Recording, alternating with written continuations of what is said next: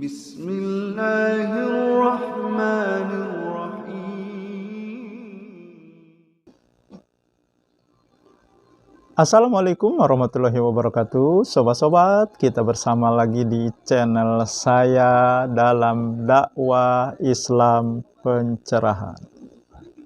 Sobat-sobat, salah satu komentator yang paling aktif ya menyebut dirinya Komandan Laskar Aswaja KW, Al-Qudsi nama channelnya. Dia sepertinya baru membuat channel, sobat-sobat ya, karena dia pernah mengirimkan link bacaan Al-Quran dia, dan ternyata ketika saya klik channelnya dia, ya saya dengan senang hati ya memberikan subscribe kepada channelnya. Yang saya lihat ya, ketika saya mensubscribe channelnya, sobat-sobat, baru ada 13 subscriber. Nah, jadinya baru, sobat-sobat, dia membuat channel. Nah, mudah-mudahan ya channel Al-Qudsi ini ya bisa berkembang, dan dia sepertinya sangat ingin ya saya belajar membaca Al-Quran dengan dia, ya memperbaiki bacaan saya. Tapi saya melihat ya komen-komen yang mengomeni bacaan Al-Quran saya itu berlebihan. Sepertinya saya ini buta huruf terhadap Al-Quran.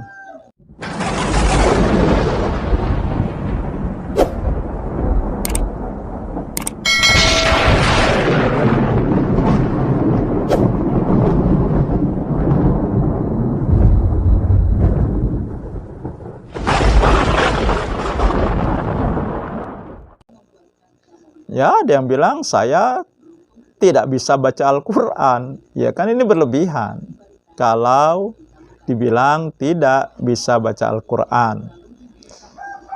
Kalau kurang sempurna, belum sempurna saya membaca Al-Quran, ya saya akui. Karena saya memang tidak belajar khusus tentang itu seperti seorang qori. Dan Al-Qudsi ini sepertinya dia ini seorang qori ya. Nah, tetapi karena dia ini seorang qori, tentu saja senjata andalannya adalah membaca Al-Quran. Bahkan ya ketika membaca Al-Quran, sehingga dia selalu menantang adu baca ya, dengan alasan ya kurang lebih dia mengatakan katanya jargon kalian, jargon kamu adalah kembali kepada Al-Quran dan As-Sunnah. Nah, sekarang saya baca katanya, saya tantang ya Endang dan seluruh pengikutnya ya apa namanya ya. Nah, jadi seperti ini maksudnya. Dia ya membaca surat An-Nisa ayat 59 yang sering saya sampaikan, yaitu ati'ullaha wa ati'ur rasul wa ulil amri minkum fa in tanajatum fi syai'in faruduhu ilallahi wa rasulih. Ini yang dia baca, dan saya juga buka link dia baca ayat tersebut ya. Tapi menurut saya biasa saja cara dia membaca, tidak juga lengkap dia membaca Al-Quran, cuma pendek saja, tidak sampai selesai. Saya dengar biasa saja dia membaca Al-Quran, pendek saja, tidak sampai habis ayat tersebut dia baca. ya. Nah, jadi dia menantang, jadi ya, adu bagus-bagusan baca Al-Quran dengan alasan karena jargon kami adalah kembali kepada Al-Quran dan As-Sunnah. Nah, di screenshot bisa sobat-sobat dan semua pemirsa di channel saya dimanapun berada, bisa dibaca screenshotnya dan juga screenshot jawaban dari saya. Nah, jadi ini sering disalahpahami, ya. Mereka mencampur adukan antara membaca dan memahami isi Al-Quran, sobat-sobat. Sangat berbeda, ya, membaca dan memahami isi Al-Quran. Dan kembali kepada Al-Quran dan As-Sunnah bukan kembali membaca, akan tetapi kembali memahami isinya untuk diamalkan, bukan hanya membacanya.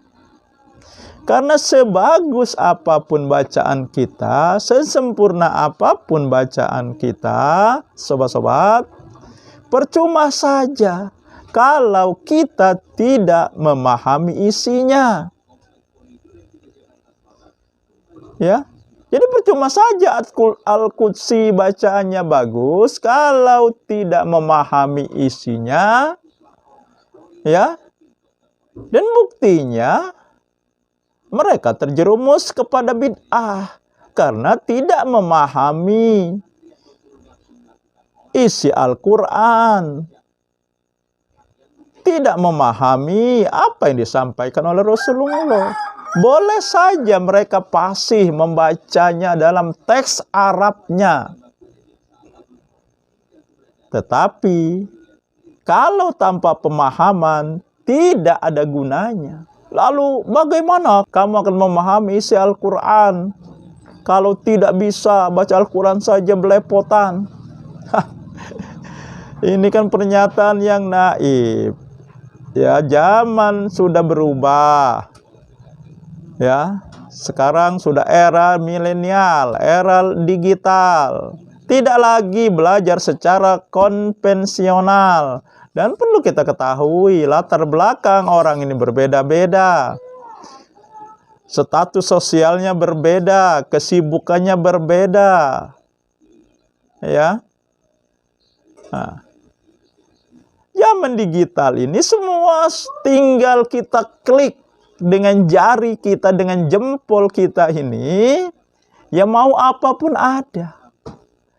Termasuk Al-Quran, terjemahannya kalau kita tidak paham teks Arabnya. Termasuk kitab-kitab ulama, sudah ada. Ya, jadi tidak perlu lagi belajar secara konvensional bertahun-tahun. Dan kalau aswaja harus mondok. Saya mondok juga sih. Ya, cuma pondok gede. Nah, jadi sobat-sobat, ya. Ya, tetapi saya bukannya melarang orang belajar, menuntut ilmu, ya, ke pondok pesantren. Cuma perlu catatan nih, pondok pesantren juga harus hati-hati juga.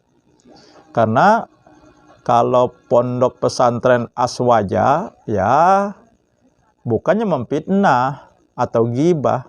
Ya kita sudah banyak dengar kan. Banyak santriwatinya mengalami pelecehan, kekerasan seksual.